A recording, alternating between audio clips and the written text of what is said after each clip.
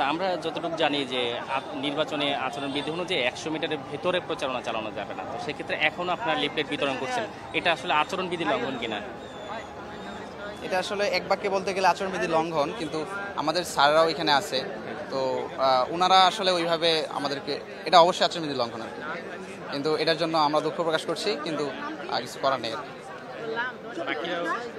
সব প্রার্থীরাই করতেছে এবং স্যারেরাও আসলে খুব বেশি কোনো পদক্ষেপ নিচ্ছে না।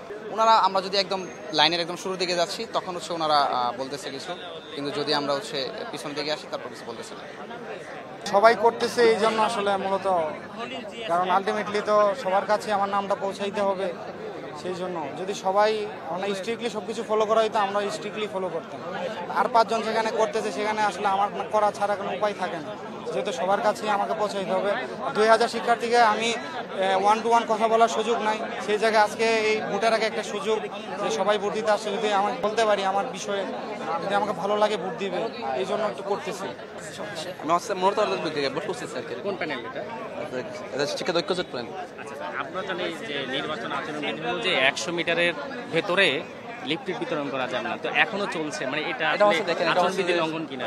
এটা হচ্ছে ওরা শুরু করছে ৪,০০০ টিচারদের মধ্যে ভিতরে দিতে হয় ১০০ মিটার বলছে, কিন্তু এটা না একেবারে ভোট কেন্দ্র, সেখানে ভোট গ্রহণ হচ্ছে, সেখান থেকে ১০০ মিটার। আমরা যদি দূরত্ব মাপি, আমরা কিন্তু ১০০ মিটারের ভেতরে আছি। আচ্ছা, আসলে হচ্ছে যে মানে কি এরকম নিয়ম থাকলেও অনেকে হয়তো এরকম প্রথম হচ্ছে অনেকে হচ্ছে এটা ইয়ে করছে, যেহেতু নিয়ম ভঙ্গ করছে, তাই অবশ্যই আর কিছু না। যদি ওরা যে হ্যারাসমেন্টের শিকার হয় বা মানা করে, তাহলে আমরা চলে যাবো।